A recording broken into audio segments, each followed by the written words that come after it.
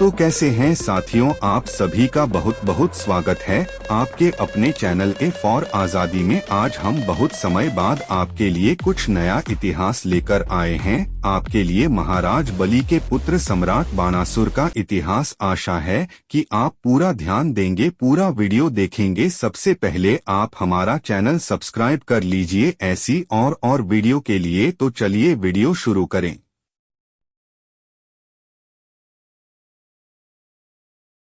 बलि कुमार सम्राट बाणासुर। कुमार बाणासुर का राज्याभिषेक तो दानी महाराज बलि के अंतिम संस्कार के समय हो चुका था। उनकी शक्ति व राज्य व्यवस्था पर प्रकाश डालें। महादानी सम्राट बलि के अध्याय में हम उनके पुत्र बाण का परिचय व शौर्य पर कुछ प्रकाश डाल चुके हैं। पिता महाराज बलि के न रह जाने के बाद पराक्रमी पुत्र बाण ने राजसत्ता संभाली। समूचे साम्राज्य का संचालन, प्रजापालन का कार्य लंबे समय तक किया। बाण इतने वीर योद्धा व शौर्यशाली थे कि उनके रहते किसी ने उनसे टकराने का साहस नहीं किया। हिमालय में छिपे बाण की विशाल सेना से घिरे विष्णु वामन भूख प्यास से तड़पते वहीं बर्फ में गलकर दम तोड़ चुके थे। इससे आर्य फिलहाल नेतृत्व विहीन हो गए थे। बलि राज्य के अंदर संक्रांति काल में आर्य कब्जा कर जो बस गए थे, बाण ने उन सबको निकाल बाहर किया। आर्यों की हिंसक यज्ञ विधि को निर्मूल कर श्रम प्रधान श्रमण संस्कृति और शैवमत पुनः स्थापित किया। महाराज बलि के समय की सुख शांति व समृद्धि मूल निवासियों में पुनः स्थापित हो गई। बाण ने घोषणा करवा दी कि आर्य ब्राह्मणों के फरेबी जाल में अब कोई राजा प्रजा न फंसे। इन ठगों से सावधान रहें। साथ ही साम्राज्य की सीमाओं में गुप्तचर तैनात कर दिए। आदेश दिया कि आर्यों के षड्यंत्र के कोई सूत्र मालूम पड़े तो तत्काल सूचित किया जाए। सेना को नए तरीके से तालीम देकर तैयार किया और आयुधास्त्रों की पूर्ति की। बाण के राज्यकाल में जनता की सामाजिक आर्थिक स्थिति क्या थी? बाण के राज्यकाल में कृषि, व्यापार, शिक्षा, संस्कृति का अभूतपूर्व विकास किया गया। विदेशी छात्र यहाँ के विद्यालयों में अध्ययन हेतु आते थे। कृषक, श्रमिक, कामगार, शिल्पी, वास्तुविद सभी संपन्न व सुखी थे। नाविक शक्ति का विस्तार कर व्यापार को समुद्री रास्तों से दूर द्वीपों तक विस्तारित किया गया। क्या बाण के समय आर्य नारियों के बीच कुछ सामाजिक एकता भी हुई? हाँ, बाणासुर की अमोघ शक्ति से घबराए आर्य देव अनार्यों के मध्य कुछ समन्वय की सोचने लगे। इसी का परिणाम था कि बाण की पुत्री का विवाह कृष्ण के पौत्र के साथ हुआ। यह सही है कि कृष्ण भी वृष्णि यादव कुल से मूलतः अनार्यवंशी ही थे। यूं भी नीतिज्ञ कृष्ण की पैठ आर्य नार्य दोनों में बहुत कुछ थी। इंद्र और कृष्ण के बीच वैर जग जाहिर था, जिसका उल्लेख ऋग्वेद तक में है। इसीलिए कृष्ण को इंद्र दमन व देव दमन कहा गया है।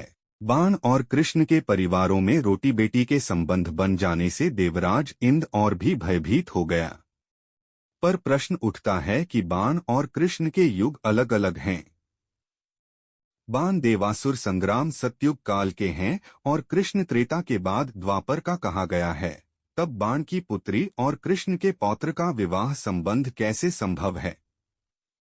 ऐसा भी हो सकता है कि बाद के पुराणकारों ने आर्य नार्य के बीच हुई समरसता को देखते हुए एक दूसरे की संस्कृतियों के मिलमिलाप हेतु इस विवाह संबंध को एकता हेतु लिख दिया हो। सम्राट बाण का शासन प्रबंध कैसा था? बाण का शासन प्रबंध। बाण अपने साम्राज्य का शासन प्रबंध, जिसकी राजधानी उत्तर में हरदोई, मध्य में नर्मदा तट व दक्षिण में महाबलीपुरम थी, महामात्यों, नौखंडों के खंडोबाओं एवं सेना की सहायता से चलाते थे। साम्राज्य संपन्न व सुरक्षित था।